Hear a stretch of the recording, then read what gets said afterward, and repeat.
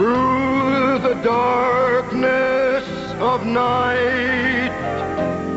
You're my one shining light.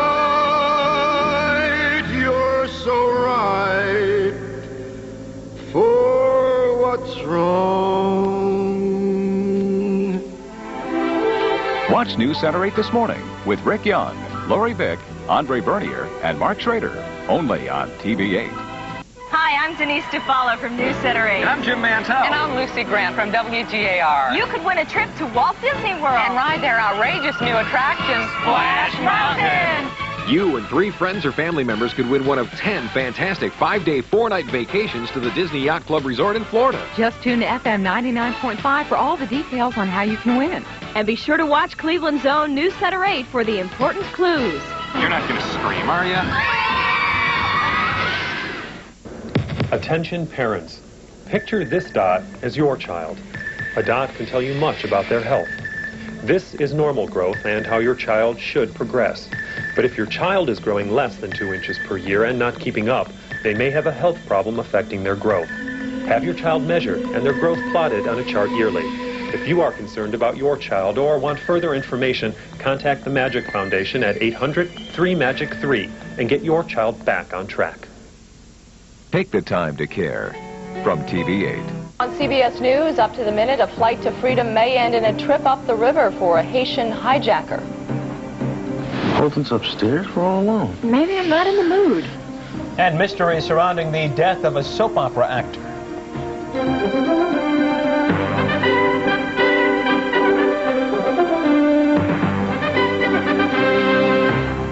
Good morning. It is Friday, and this is CBS News Up to the Minute. I'm Russ Mitchell. And I'm Monica Gale.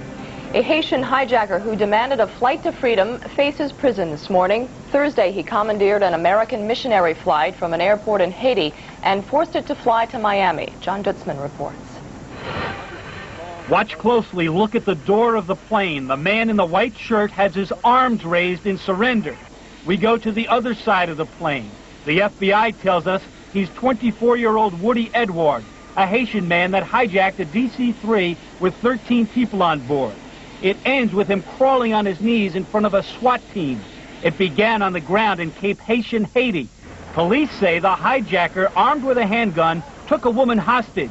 Not knowing the plane was bound for West Palm Beach, the hijacker demanded to go to Miami. They flew to Turks and Caicos to refuel when things got tense. He was aggressive, and the pilot had the gun to his head, particularly in the Caicos. It was a little bit tense there for him, and the pilot, there was no doubt in his mind that the man was serious. At one point, a shot was fired through the floor of the airplane. But en route to Miami, the alleged hijacker surrendered after a long talk with his hostage, a woman we believe is named Karen Davis. He was talking with the hostage in Creole. I think there was some religious conversation. We're not really sure. We're just glad that he did, that it turned out the way he did. The hijacker was whisked away by authorities, the passengers unharmed. The pilot, a man from West Palm Beach named Dan Bullard, was not hurt. John Dutzman for CBS News. In Haiti this morning, more than 1,000 are feared dead after a ferry packed with people sank in stormy seas. Authorities say only about 300 are believed to have survived the tragedy. Survivors told how they clung to floating objects, in one case a bag of charcoal, just to stay alive. One passenger says the sea was full of people. It took only a handwritten note to ground an American Airlines flight from Scotland to Chicago. American Flight 53 landed in Newfoundland, Canada, after flight attendants reported a bomb threat. The note indicated there might be a bomb on board, but it was later found to be a prank. No explosive device was found, and the plane flew on to Chicago. President Clinton continues to test market his plan for higher taxes and lower deficits. This morning, he will hold a town meeting in Chillicothe, Ohio, to urge Americans to press Congress for change. White House correspondent Susan Spencer reports on the first day of Mr. Clinton's cross-country barnstorming trip. Mr. Clinton gratefully said goodbye to skeptical Washington, anxious to press his case in the heartland, looking a bit like someone trying for Salesman of the Year. But cabinet members were competing for that award. Treasury Secretary Benson taking a military aircraft to Texas, $2,800 an hour, thank you, to campaign for change. Meanwhile, Ag Secretary Espy headed south, Commerce's Brown north, Interior's Babbitt west, HHS Chief Shalala to Ohio. If this is going to work, it's because people like all of you listen to the plan and say, hey, that's right, they got it right. Mr. Clinton used a well-staged St. Louis rally worthy of the past campaign to fire up the grassroots. The idea, go over Congress's head to force Congress to go along with spending cuts and tax increases nobody likes. I think we can make some changes, but we need your help. We know we didn't get into this mess overnight. We're not going to get out of it overnight, but we cannot keep doing the same old thing. The price of doing the same thing is higher than the price of change. Not surprisingly, the president left talk of taxes to the end, but again insisted that what would be among the biggest increases in history also would be fair. If this plan passes, we can say to the people of this country, look, we're rewarding work and family. If you work full-time and you got a kid in your house, you won't live in poverty because of the changes we're going to have in the tax system. To sell his plan, Mr. Clinton is banking heavily on public disillusionment with business as usual in Washington. We told the truth, and I think we understand it. The time demands the change has got to happen. Change is not only in the White House, it's among the people. We've got to be committed to make that change. Next stops on the grand White House sales tour, Ohio and New York, and then California over the weekend.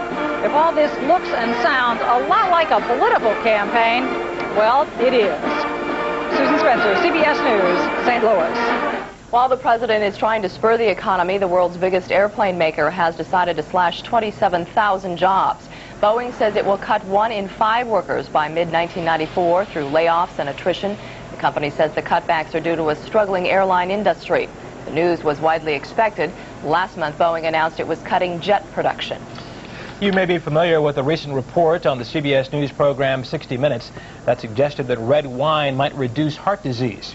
Well, a new study says that tint in red wine might be good for the pump after all. University of California researchers say the non-alcoholic parts of red wine may prevent the buildup of cholesterol in arteries. Doctors say the study explains why French people can eat a diet rich in fat, smoke heavily, exercise little, and still escape heart disease. A judge has dismissed part of a lawsuit filed against Magic Johnson by a Michigan woman who says he infected her with the AIDS virus. The judge says no one, including Magic Johnson, has a legal duty to tell a partner of past sexual activity.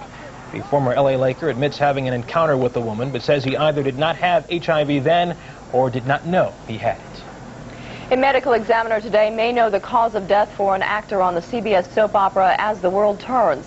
Michael Morrison was found dead in a friend's New York City apartment. The 33-year-old actor played the role of Caleb Snyder on the popular daytime drama. He was a regular on As the World Turns since 1988. Police say the friend tried to wake Morrison up after he failed to respond to his alarm clock. The friend then called for help. And stay with us. We're back after a break. This is CBS News. Up to the minute.